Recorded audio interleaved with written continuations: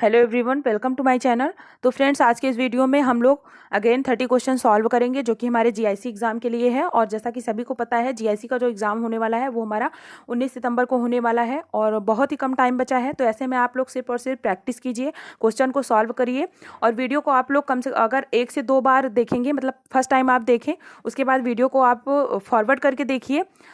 तो उससे क्या होगा, क्वेश्चन आपको बहुत अच्छे से याद हो जाएंगे, जो कि एग्ज़ाम में बहुत ज़्यादा ज़रूरी है। क्योंकि एग्ज़ाम में हमारा जो जीआईसी का है उसमें नेगेटिव मार्किंग है। तो ऐसे में हम कोई भी क्वेश्चन तुक्का ज़्यादा नहीं मार सकते हैं, क्योंकि उससे क्या होगा, हमारा नंबर क्वेश्चन जो होगा और वो नंबर कटने का चांस होगा। तो इसके लिए आप लोग क्वेश्चन को बार बार प्रैक्टिस कीजिए। कोई भी क्वेश्चन आपको आता हुआ क्वेश्चन गलत नहीं होना चाहिए। तो इसके लिए ज़रूरी है कि आप क्वेश्चन को बहुत अच्छे से तैयार करें। और आज के हमारे वीडियो में जो भी क्वेश्चन है बहुत ज़्यादा इंपॉर्टेंट है, तो आप लोग वीडियो को पूरा देखिएगा और कमेंट करके ज़रूर बताइएगा कि वीडियो आपको कैसा लगा। और अगर वीडियो आपको पसंद आएगी तो आप वीडियो को लाइक शेयर ज़रूर करिएगा। और अगर चैनल को सब्सक्राइब नहीं किया है तो चैनल को सब्सक्राइब कर लीजिए और बेल आइकन ज़रूर प्रेस कर दीजिएगा, ताकि जो भी वीडियोज अपलोड होती हैं उसका नोटिफिकेशन आपको मिलता रहे। तो चलिए हम अपना आज का क्वेश्चन देखते हैं। सबसे पहला क्वेश्चन है, समायोजन का अर्थ एक ऐसी प्रक्रिया है जिसमें नृजाति समूह एक दूसरे की स्थिति में अभियोजन करते हैं, विभिन्नताओं को दूर किए बिना साथ साथ रहते हैं, दोनों ए तथा बी, उपयुक्त में से कोई नहीं। तो इसका राइट आंसर होगा ऑप्शन नंबर सी, यानी ए तथा बी दोनों सही हैं। तो देखिए, जो समायोजन होता है, समायोजन एक ऐसी प्रक्रिया होती है जिसके द्वारा एक व्यक्ति या समूह अपने भौतिक या सामाजिक पर्यावरण के साथ सामंजस्यपूर्ण तथा स्वस्थ संबंध स्थापित करता है। यानी समायोजन एक ऐसी प्रक्रिया है जिसमें निर्जाति समूह एक दूसरे की स्थिति से अभियोजन करते हैं और अपने विभिन्नताओं को दूर किए बिना साथ साथ रहते हैं। अगला क्वेश्चन देखिए, जब हम परिवार का विवेचन एक समूह के रूप में करते हैं तो उसे क्या कहा जाता है? एक समुदाय, एक समाज, एक संस्था, एक समिति। तो इसका राइट आंसर होगा ऑप्शन नंबर डी, एक समिति। मैकाइवर एवं पेज ने कहा था कि हम समितियों के सदस्य होते हैं, ना कि संस्थाओं के। समिति से मनुष्य के संगठित समूह का बोध होता है, जबकि संस्था जो होती है उससे क्या होता है, एक कार्य प्रणाली का बोध होता है। परिवार, महाविद्यालय, धार्मिक संगठन, राजनीतिक संगठन, ये सारे क्या है, ये सारे व्यक्तियों के समूह के रूप में समितियां हैं। तो इसका राइट आंसर होगा ऑप्शन नंबर डी। अगला क्वेश्चन है, मातृ पितृ संबंधों का अभिप्राय निम्नलिखित के माध्यम से नातेदारी है। मातृ वंशानुक्रम, पितृ वंशानुक्रम, दोनों ए और बी, उपयुक्त में से कोई नहीं। तो इसका राइट आंसर होगा ऑप्शन नंबर सी, ए और बी दोनों। देखिए, मातृ पितृ संबंधी का मतलब होता है एक ही पूर्वज या पूर्वज के वंशज, जो समस्त्री बंधु या सपिंड कहलाते हैं। और यदि यह समान पूर्वज पुरुष हों तब इन वंशजों को पितृ बंधु या पितृरेखी स्वजन कहा जाता है। और यदि समान पूर्वज कोई स्त्री हो तब इनको मातृबंधु या मातृरेखी स्वजन कहा जाता है। अगला क्वेश्चन देखिए, निम्नलिखित में किसने भारतीय परिवार को 12 श्रेणियों में वर्गीकृत किया? K M Kapadia, I P Desai, P M Kolenda, I Karve यानी इरावती करवे। तो इसका राइट आंसर होगा option number C, P M Kolenda. P M Kolenda ने सहनिवास और सहभोज दोनों को संयुक्तता के आवश्यक तत्व मानते हैं। कोलेंडा ने भारतीय परिवार को 12 श्रेणियों में वर्गीकृत किया है। अगला क्वेश्चन देखिए, बहुराष्ट्रीय निगमों और सूचना प्रौद्योगिकी उद्योग के विकास के कारण भारत में निम्न में से किस प्रकार के परिवार का उदय हो रहा है? दो नगरीय परिवार, एकल परिवार, संयुक्त परिवार, विस्तृत परिवार। तो इसका राइट आंसर होगा ऑप्शन नंबर ए, एकल परिवार। देखिए, प्रौद्योगिकी उद्योग के विकास के कारण भारत में प्रतिस्पर्धा प्रधान समाज की परिस्थितियां बनती जा रही हैं। आज के प्रतिस्पर्धा समाज में पति पत्नी दोनों कमाते हैं और बच्चों के उज्जवल भविष्य के लिए हर संभव प्रयत्न भी करते हैं, ताकि उनके बच्चे आगे चलकर अच्छा जो है, मतलब मान सम्मान, प्रतिष्ठा और धन को कमाएं। और जो भौतिकवादी समाज में सामाजिक प्रतिष्ठा जो है वो क्या है, धन सृजन क्षमता पर ही निर्भर करती है। और पारिवारिक सदस्यों की अधिकता जो है वो धन अर्जित करने में बाधा बन जाती है। तो इससे क्या होता है, इसके फलस्वरूप क्या होता है, एकल परिवार ही लोगों का बेहतर विकल्प साबित हो रहा है। यानी संयुक्त परिवार में क्या होता है कि इतना ज़्यादा महत्व नहीं दिया जाता है एक व्यक्ति को, इसीलिए लोग क्या कर रहे हैं, एकल परिवार को अपना रहे हैं। इसके कारण क्या हो रहा है, एकल परिवार क्यों इतना ज़्यादा हो रहा है, ये प्रौद्योगिकी उद्योग के विकास के कारण है। क्योंकि जो विस्तृत परिवार होता है उसमें क्या होता है कि औरतों को इतना ज़्यादा महत्व नहीं दिया जाता है कि वो भी जा करके कमाएं, क्योंकि बहुत सारे सदस्य होते हैं जो मतलब पुरुष लोग होते हैं वो कमाते हैं और स्त्रियां घर का कामकाज करती हैं, लेकिन अब ऐसा नहीं है। जो औद्योगिक समाज है इसके विकास के कारण इतने ज़्यादा परिवर्तन हुआ है कि लोग मतलब बाहर जाकर कमाते हैं और सिर्फ अपने फैमिली और अपने बच्चों को ही देखते हैं। तो इससे क्या हो रहा है, एकल परिवार बहुत ज़्यादा देखने को मिल रहा है। अगला क्वेश्चन देखते हैं। महेंद्र सिंह टिकैत के नेतृत्व में भारतीय किसान संघ द्वारा कहां पर सबसे बड़ा और लंबा विरोध प्रदर्शन 1980 के दशक में आयोजित किया गया था? हैदराबाद, बेंगलुरु, दिल्ली, मेरठ। तो इसका राइट आंसर होगा ऑप्शन नंबर डी, मेरठ।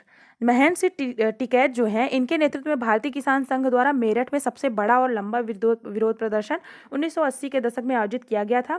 भारतीय किसान यूनियन की स्थापना महेंद्र सिंह टिकैत ने की थी। और अभी आप लोग देख रहे होंगे कि जो किसान आंदोलन चल रहा है उसमें भी महेंद्र सिंह टिकैत का नाम बहुत ज़्यादा आया हुआ है। अगला क्वेश्चन देखिए। नगरीवाद एक जीवन विधि है जबकि नगरीकरण एक प्रक्रिया है। यह विभेद किसके द्वारा किया गया? Louis Wirth, Robert Park, G Simmel यानी जॉर्ज सीमेल, मैक्स वेबर। तो इसका राइट आंसर होगा option number A, Louis Wirth. Louis Wirth के अनुसार नगरीयतावाद एक जीवन विधि है जबकि नगरीकरण एक प्रक्रिया है। लुई विर्थ ने गांवों और नगरों में बदलने की प्रक्रिया को नगरीकरण की संज्ञा दी थी। यानी गांव जो होते हैं जब ये नगर बन जाते हैं तो इसको इन्होंने क्या कहा था? नगरीकरण कहा था। अगला क्वेश्चन देखिए। घटना क्रिया विज्ञान सामाजिक अध्ययन में किस प्रकार का दृष्टिकोण अपनाने पर बल देता है? वर्णनात्मक दृष्टिकोण, व्याख्यात्मक दृष्टिकोण, परंपरात्मक दृष्टिकोण, अन्वेषणात्मक दृष्टिकोण। तो घटना क्रिया विज्ञान यानी प्रघटना शास्त्र अल्फ्रेड सूर्ज ने दिया था। तो देखिए इसका राइट आंसर होगा ऑप्शन नंबर बी, व्याख्यात्मक दृष्टिकोण। देखिए किसी घटना के बारे में पूर्वाग्रहों, पूर्व मान्यताओं या दार्शनिक बोध से अप्रभावित व्यक्ति के प्रत्यक्ष अनुभव को जानने की जो विधा है वो क्या कहलाती है? वो प्रघटना शास्त्र कहलाती है। यानी व्यक्ति का जो नज़रिया है समाज को देखने का, जो घटनाएं होती हैं उन सारी चीज़ों को, तो प्रघटना शास्त्र क्या करता है? ये व्यक्ति के जो नज़रिए हैं मतलब प्रत्यक्ष जो अनुभव है उस पर ज़्यादा ध्यान केंद्रित करता है। यानी जो प्रघटना शास्त्र है ये इंद्रियों द्वारा वस्तुओं को देखता है, मतलब वो जैसे हैं उनकी व्याख्या वैसे ही करता है। यानी इसका दृष्टिकोण जो है वो क्या है? व्याख्यात्मक होता है। अगला क्वेश्चन देखिए। किस गुणात्मक उपागम में प्राथमिक लक्ष्य व्यक्ति के आंतरिक जगत के अनुभवों तक पहुंचना होता है? एकल अध्ययन, निजाति वर्णन, प्रघटना विज्ञान, ग्राउंडेड सिद्धांत। तो इसका राइट आंसर होगा ऑप्शन नंबर सी, प्रघटना विज्ञान। प्रघटना विज्ञान जो होता है ये प्राथमिक लक्ष्य मतलब व्यक्ति के आंतरिक जगत के अनुभव तक पहुंचना होता है। यानी व्यक्ति का जो अनुभव है उसको मतलब देख करके ये समाज का जो है अध्ययन करता है। मतलब इसका जो अध्ययन का दृष्टिकोण है वो व्यक्ति से शुरू होता है, ना कि समाज से। अगला क्वेश्चन है। प्रघटना शास्त्र इसके लिए एक अतिवादी विकल्प है। उद्विकासवाद, प्रत्यक्षवाद, प्रकार्यवाद, प्रसारवाद। तो इसका राइट आंसर होगा ऑप्शन नंबर बी, प्रत्यक्षवाद। तो देखिए प्रघटना शास्त्र के लिए प्रत्यक्षवाद एक अतिवादी विकल्प है। प्रघटना शास्त्र की अवधारणा अल्फ्रेड सूर्ज ने विकसित की थी, सभी को पता है। किसी घटना के बारे में पूर्वाग्रहों, पूर्व मान्यताओं एवं दार्शनिक बोध से अप्रभावित व्यक्ति के प्रत्यक्ष जो अनुभव होते हैं उसको जानने की जो विधा है उसको क्या कहते हैं? प्रघटना शास्त्र कहते हैं। अगला क्वेश्चन है। ट्रोबियान द्वीप में कतिपय समूहों द्वारा अनुष्ठानिक विनिमय की व्यवस्था का वर्णन करने के लिए किस अवधारणा का उपयोग किया जाता है? कुलारिंग, पोर्टलेज, कोनिबियम, जजमानी। तो इसका राइट आंसर होगा ऑप्शन नंबर ए, कुलारिंग। देखिए ट्रोबियान द्वीप में जो कतिपय समूहों द्वारा अनुष्ठानिक विनिमय की व्यवस्था का वर्णन किया जाता है उसको क्या बोलते हैं? कुलारिंग बोलते हैं। और इसका किसने किया था अध्ययन? मेलनोवस्की ने किया था। तो देखिए घटना विज्ञान और निजाति प्रणाली, ये इसका राइट आंसर होगा। तो देखिए घटना क्रिया विज्ञान और निजाति प्रणाली विज्ञान अध्ययन की वह पद्धति है जो सामाजिक घटनाओं का अध्ययन कर्ता के क्रियाओं व दृष्टिकोण के परिप्रेक्ष्य में करता है। एथनोमेथोडोलॉजी से कौन संबंधित है? गारफिंकल संबंधित है। और घटना क्रिया विज्ञान या प्रघटना शास्त्र से कौन संबंधित है? अल्फ्रेड सूर्ज। और जो निजाति प्रणाली विज्ञान है ये घटना क्रिया विज्ञान का एक भाग है, यानी उसका एक पार्ट है, और ये घटना क्रिया विज्ञान के बाद ही आया था। अगला क्वेश्चन है। मार्क्स और डेरेनडार्फ के अनुसार एक सामाजिक समूह की असमान वर्ग स्थिति का निर्धारण निम्नलिखित में से किस रूप और सीमा तक किया जाता है जिस पर उसका नियंत्रण होता है? ऑप्शन है क्रमशः आर्थिक और सांस्कृतिक संसाधन, क्रमशः सांस्कृतिक और आर्थिक संसाधन, क्रमशः आर्थिक और राजनीतिक संसाधन, क्रमशः राजनीतिक और सांस्कृतिक संसाधन। तो इसका राइट आंसर होगा ऑप्शन नंबर सी, क्रमशः आर्थिक और राजनीतिक संसाधन। देखिए, मार्क्स और डेरेनडार्फ के अनुसार एक सामाजिक समूह की असमान वर्ग स्थिति का जो निर्धारण होता है वो क्रमशः आर्थिक और राजनीतिक संसाधन के रूप और सीमा तक किया जाता है जिस पर उसका नियंत्रण होता है। मार्क्स जो थे, कार्ल मार्क्स, इन्होंने आर्थिक आर्थिक को कारण माना था, ये आर्थिक निर्धारणवादी थे। और जो डेरेनडार्फ थे ये सत्ता की बात करते हैं, मतलब सत्ता का जो असमान वितरण होता है उसको इन्होंने वर्ग के उत्पत्ति का कारण माना था। अगला क्वेश्चन देखिए, आमूल परिवर्तनकारी समाजशास्त्र निम्नलिखित में से किस समाजशास्त्री विचार प्रणाली का समर्थन करता है? मार्क्सवादी, प्रकार्यात्मक, प्रतीकात्मक अंतःक्रियावादी, प्रत्यक्षवाद। तो इसका राइट आंसर होगा ऑप्शन नंबर ए, मार्क्सवादी। तो देखिए, मार्क्सवादी परिप्रेक्ष्य जो है ये आमूल यानी जो रेडिकल थ्योरी है, रेडिकल है, ये परिवर्तन की बात करता है, क्योंकि जब तक संरचनात्मक परिवर्तन नहीं होगा तब तक समाज का विकास नहीं होगा। ये किसका मानना है? ये मार्क्सवादी परिप्रेक्ष्य का मानना है। मार्क्स के अनुसार सामाजिक परिवर्तन कुछ निश्चित वस्तुगत नियमों के अंतर्गत ही होता है, किसी काल्पनिक विश्वात्मा अथवा आध्यात्मिक शक्ति के द्वारा नहीं होता है। इन्होंने ये धर्म के भी बहुत खिलाफ थे, इसीलिए इन्होंने धर्म को जनता के लिए अफीम कहा था। देखिए, आमूल परिवर्तन का मतलब होता है कि ये संरचना में ही परिवर्तन चाहते हैं। और कार्ल मार्क्स क्या थे? मार्क्सवादी विचारधारा इनकी क्या थी कि ये पूरा का पूरा जो समाज का संरचना है, जो वर्ग है, उसको ही पूरी संरचना को ही ये बदलना चाहते थे। अगला क्वेश्चन देखिए, समाजशास्त्र के संस्थापकों में से कईयों का विश्वास था कि प्राकृतिक विज्ञान की भांति उन्हीं सिद्धांतों और ढंगों पर समाज विज्ञान को बनाना संभव होगा। इस गमन मार्ग को क्या कहते हैं? प्रत्यक्षवाद, विकासवाद, व्यवहारवाद, घटना क्रिया विज्ञान यानी फेनोमेनोलॉजी। तो इसका राइट आंसर होगा ऑप्शन नंबर ए, प्रत्यक्षवाद। तो देखिए, प्रत्यक्षवाद समाजशास्त्र को प्राकृतिक विज्ञानों के आधार पर निर्मित करता है। इनका कहना है कि जिस प्रकार प्राकृतिक घटनाएं कुछ नियमों पर आधारित होती हैं, उसी प्रकार प्रकृति के अंग के रूप में सामाजिक घटनाएं भी कुछ निश्चित नियमों के अनुसार ही घटित होती हैं। इनका जो अध्ययन था वो इनका कहना था कि जो इसका अध्ययन है वो यथार्थ रूप से संभव है। इसीलिए प्रत्यक्षवादी प्रणाली जो है ये निरीक्षण, परीक्षण, प्रयोग एवं वर्गीकरण के आधार पर अध्ययन करता है और इनके द्वारा प्राप्त जो निष्कर्ष होता है वो वैज्ञानिक तथा विश्वसनीय होता है। अगला क्वेश्चन देखते हैं, कुछ स्थितियों में धार्मिक धारणाएं आर्थिक व्यवहार पर बृहद प्रभाव डाल सकती हैं। पूंजीवाद के विकास में अपने अध्ययन में उपर्युक्त विचार का प्रयोग किसने किया? Durkheim, Marx, Malinowski, Weber. तो इसका राइट आंसर है option number D, Weber. Weber ने the Protestant ethic and the spirit of capitalism में धार्मिक धारणा का इन्होंने आर्थिक व्यवहार से संबंध स्थापित किया था। इन्होंने यूरोप के पूंजीवादी के पीछे प्रोटेस्टेंट नैतिकता को एक प्रमुख कारण बताया था। अगला क्वेश्चन देखिए, दुर्खीम के अनुसार एनोमी आधुनिक सामाजिक आर्थिक व्यवस्था में सामाजिक क्रियाकलापों की अस्त व्यस्तता की पुरानी अवस्था है। दूसरा है, एनोमी आधुनिक सामाजिक आर्थिक व्यवस्था में आर्थिक उतार चढ़ाव के समय उत्पन्न होती है। तीसरा है, एनोमी आधुनिक सामाजिक आर्थिक व्यवस्था में राजनीतिक उतार चढ़ावों के समय उत्पन्न होती है। चौथा है, एनोमी आधुनिक सामाजिक आर्थिक व्यवस्था में नहीं उत्पन्न होती है। तो ये दुर्खीम के अनुसार इसमें से कौन सा कथन सही है, इसको बताना है। तो इसका राइट आंसर होगा ऑप्शन नंबर ए, यानी एनोमी जो है वो आधुनिक सामाजिक आर्थिक व्यवस्था में सामाजिक क्रियाकलापों की अस्त व्यस्त व्यवस्था की पुरानी अवस्था है। अगला क्वेश्चन देखिए, तुर्खीम के अनुसार सर्वाधिक आदिम प्रकार का धर्म कौन सा है? जीववाद, मैजिक या जादू या माया, टोटमवाद, प्रकृतिवाद। तो इसका राइट आंसर होगा ऑप्शन नंबर सी, टोटमवाद।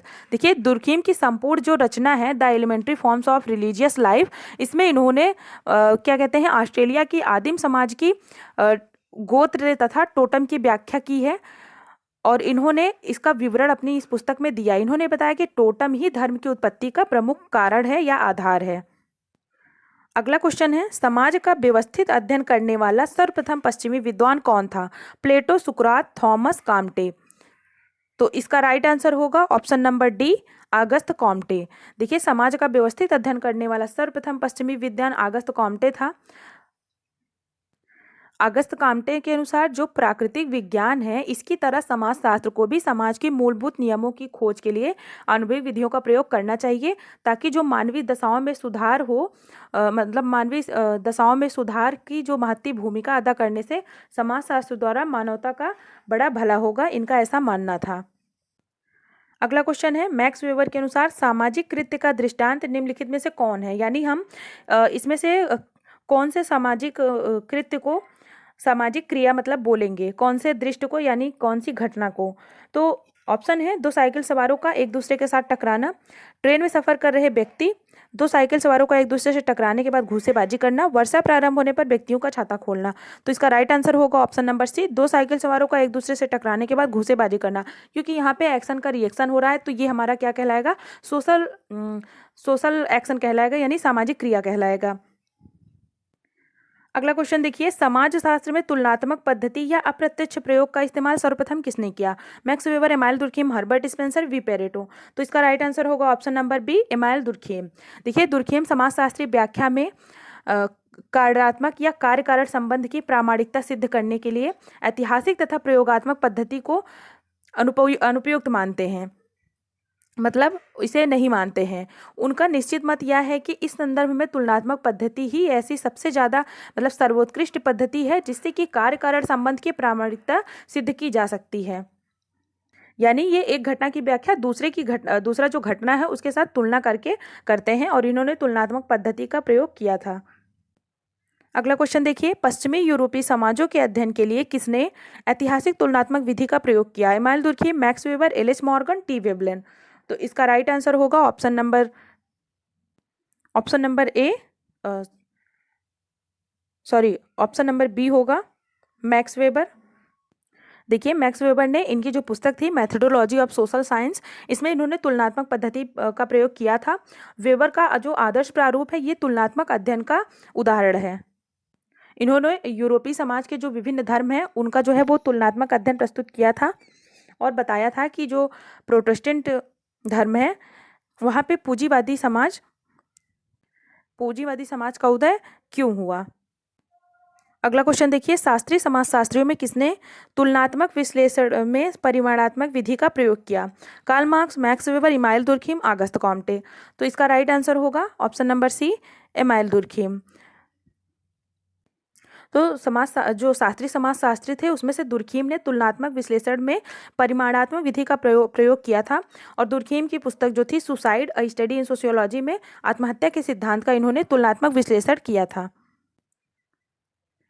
अगला क्वेश्चन देखिए, मध्यम वर्ग सिद्धांत को मार्क्सवादी रूपरेखा के अंतर्गत निम्नांकित में से किसने प्रतिपादित किया? Collins, Coser, Dahrendorf, Murdock. तो इसका राइट आंसर होगा ऑप्शन नंबर सी, डेरेनडार्फ। देखिए, राल्फ डेरेनडार्फ ने मार्क्स के सामाजिक संरचना के विभाजन को सही नहीं माना था। मार्क्स जो है ये केवल बुर्जुआ और सर्वहारा को ही सामाजिक संस्करण में रखते हैं, जबकि जो नए बुर्जुआ वर्ग हैं उनकी चर्चा मार्क्स ने नहीं की थी। डेरेनडार्फ जो है इन्होंने इस वर्ग को मतलब उठाया, इस वर्ग की इन्होंने चर्चा की, जो कि सर्वहारा वर्ग से निकलकर बुर्जुआ और सर्वहारा के मध्य एक मध्यम वर्ग के रूप में आता है। सामाजिक व्यवहार और आर्थिक संबंधों में ये सर्वहारा व बुर्जुआ दोनों से भिन्न होता है, और यह वर्ग जो है मध्यम वर्ग है जो बुर्जुआकरण की प्रक्रिया में सम्मिलित हो जाता है। तो इसकी व्याख्या की थी किसने? डेरेनडार्फ ने। अगला क्वेश्चन है, अपराध के अप्रत्यक्ष कार्यों को दुर्खीम ने निम्नलिखित में से किस कथन में पहचाना है? मानकों के उल्लंघन के विरुद्ध सामूहिक मनोभाव, दंड या भाव, समाज का लचीलापन, उपयुक्त में से कोई नहीं। तो इसका राइट आंसर होगा ऑप्शन नंबर ए, मानकों के उल्लंघन के विरुद्ध सामूहिक मनोभाव। देखिए, दुर्खीम ने सबसे पहले एनोमी की अवधारणा का प्रयोग समाज में श्रम विभाजन को स्पष्ट करने के लिए किया था। दुर्खीम की मान्यता है, मतलब दुर्खीम का मानना है कि जो व्यक्ति की आकांक्षाएं होती हैं वो असीमित हो जाती हैं तथा उन पर नियंत्रण जो है वो शिथिल पड़ जाता है, यानी ढीला पड़ जाता है, तो उनकी पूर्ति भी जो है वो असंभव सी हो जाती है। और जो व्यक्ति की असीमित आकांक्षाएं होती हैं ये समाज विरोधी व्यवहार के लिए दबाव डालती हैं, जिससे क्या होता है? नियमहीनता पैदा होती है। और इनका ये भी मानना है कि समाज में श्रम विभाजन के बढ़ने पर समाज के विभिन्न अंगों में सामंजस्य नहीं रह जाता है। इससे समाज में क्या होता है? नियमहीनता या व्याधि की स्थिति उत्पन्न होती है। सामाजिक नियंत्रण की यह स्थिति ही क्या होता है? अपराध को जन्म देती है और इसके लिए उत्तरदायी है।